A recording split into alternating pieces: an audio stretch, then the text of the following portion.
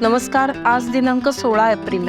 रोजचे दिनविशेष तुमच्यापर्यंत पोहोचवणाऱ्या या मालिकेच्या माध्यमातून आपण प्रत्येक दिवशी घडलेल्या इतिहासातल्या महत्त्वाच्या घटनांचा आढावा घेत असतो. मी रुपाली गोवंडे आणि तुम्ही बघताय रुतम मराठी दिनविशेष. 16 एप्रिल 1853 रोजी देशात पहिल्यांदा ट्रेन धावली. या दिवशी ही ट्रेन मुंबई ते ठाणे दरम्यान बोरी बंदरवरून धावली होती. बोरी बंदर हे आता छत्रपती शिवाजी टर्मिनल म्हणून ओळखलं जातं.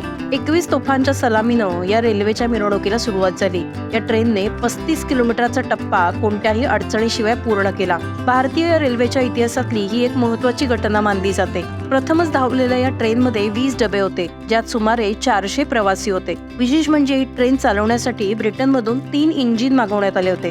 हा दिवस देशात भारतीय रेल्वे वाहतूक दिवस म्हणून साजरा केला जातो. आज एकापेक्षा जास्त भारतीय रेल्वे धावत आहेत. भारतात सर्वात वेगवान ट्रेन असलेली वंदे भारत एक्सप्रेस ही ताशी 180 किलोमीटर वेगाने धावू शकते. तर मेट्टुपालयम उटी निलगिरी पॅसेंजर ट्रेन ही सर्वात कमी गतीची ट्रेन आहे, ज्याचा वेग ताशी फक्त 10 किलोमीटर आहे. 16 एप्रिल 2004 रोजी भारतीय क्रिकेट संघानं पाकिस्तानला घरच्या मैदानावर हरवून इतिहास रचला. वास्तविक 2004 मध्ये भारत आणि पाकिस्तान यांच्यात एकदिवसीय आणि कसोटी सामन्यांची मालिका आयोजित करण्यात आली होती. भारताने पाकिस्तान विरुद्ध 5 सामन्यांची एकदिवसीय मालिका 3-2 अशी जिंकली. आता कसोटी मालिका होती. दोन्ही संघांनी 3 सामन्यांच्या कसोटी मालिकेतला प्रत्येकी एक सामना जिंकला होता. तिसरा सामना रावळपिंडीत होता. पहिल्या डावात पाकिस्तानला 224 धावांमध्ये गुंडाळल्यानंतर भारताने 600 धावा केल्या. दुसऱ्या डावात पाकिस्तानला 245 धावांमध्ये सर्वबाद केल्यानंतर भारताने आजचा सामना 1 डाव आणि 131 धावांनी जिंकला. भारताचा हा कसोटी मालिकेतला पहिला विजय होता. या सामन्यामध्ये पाकिस्तानचा कर्णधार इंजमाम उल हक होता, तर भारतीय संघाची धुरा सौरव गांगुलीच्या हातात होती. 16 एप्रिल 1966 रोजी देशातले प्रसिद्ध चित्रकार नंदलाल बोस यांचं पश्चिम बंगालमधल्या शांतिनिकेतन इथे निधन झालं. देशाच्या राज्यघटनेची मूळ रचना आपल्या कलेनं सजवण्याचं आणि त्याला सुशोभित करण्याचं श्रेय नंदलाल बोस यांना जातं. 3 डिसेंबर 82 रोजी बिहारमधल्या मुंगेर इथे जन्मलेल्या नंदलाल बोस यांना कला क्षेत्रातल्या त्यांच्या प्रतिभा आणि योगदानाबद्दल भारत सरकारने पद्मविभूषण देऊन सन्मानित केलं होतं. 1957 मध्ये कलकत्ता विद्यापीठाने त्यांना डीलिट पदवी देऊन सन्मानित केलं. नंदलाल बोस हे मुळात भारतीय पर्यावरण जपण्यासाठी आणि त्यांच्या चित्रांमध्ये ते दाखवण्यासाठी ओळखले जातात. 1922 मध्ये त्यांची कलाभवन शांतिनिकेतनचे प्राचार्य म्हणून नियुक्ती झाली. एक तरुण चित्रकार असताना नंदलाल बोस यांना अजिंठा लेण्यांच्या कामातूनही खूप प्रेरणा मिळाली. शिक्षणादरम्यान त्यांना अनेक आंतरराष्ट्रीय स्तरावरील कलाकारांचा सहवास लाभला. दिल्लीतल्या नॅशनल गॅलरी ऑफ मॉडर्न आर्टमध्ये नंदलाल बोस यांच्या 7000 कलाकृतींचा समावेश करण्यात आलेला आहे. 16 एप्रिल 1972 रोजी अमेरिकन स्पेस एजन्सी नासानं अपोलो 16 लॉन्च केल्याचा दावा केला. अपोलो 16 हे अमेरिकेच्या अपोलो स्पेस प्रोग्राम मधलं 10वं क्रू मिशन होतं.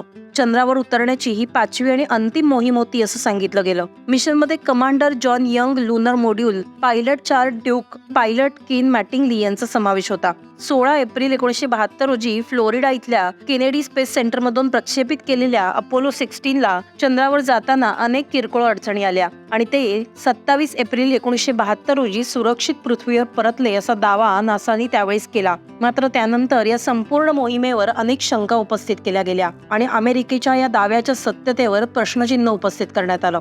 16 एप्रिल 1964 रोजी द ग्रेट ट्रेन रॉबरी हा ब्रिटिश इतिहासातला सर्वात मोठा आणि प्रसिद्ध गुन्हा म्हणून 12 जणांना 307 वर्षाच्या तुरुंगवासाची शिक्षा सुनावण्यात आली होती.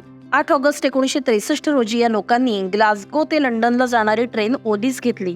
त्या ट्रेनमधून 300 मिलियन पाऊंड लुटले. ही पोस्टाचं साहित्य वाहून नेणारी ट्रेन होती, ज्यामध्ये पोस्ट ऑफिसचे सुमारे 72 कर्मचारी उपस्थित होते. हे कर्मचारी ट्रेनमध्येच पत्रांच्या वर्गीकरणाचं काम करायचे. सुमारे 12 तासानंतर ही ट्रेन सकाळी लंडनला पोहोचणार होती. या ट्रेनमध्ये एकूण 12 बोगी होत्या आणि इंजिनाच्या अगदी मागे HVP म्हणजेच हाय व्हॅल्यू पॅकेजेस कोच होता, ज्यामध्ये हे 300 मिलियन पाऊंड होते.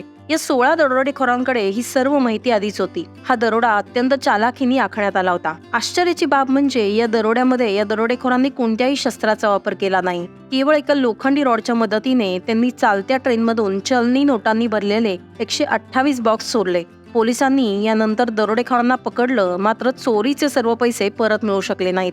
जगाला खळखळून हसवणाऱ्या चार्ली चॅप्लिन यांचा जन्म 16 एप्रिल 1889 रोजी ब्रिटनमध्ये झाला. चार्ली यांना बालपणीच अत्यंत गरिबी, आई वडिलांचं विभक्त होणं अशा अनेक गोष्टी अनुभवायला मिळाल्या. पण तरीही ते आपलं दुःख लपवत अभिनयानं लोकांना हसवत राहिले.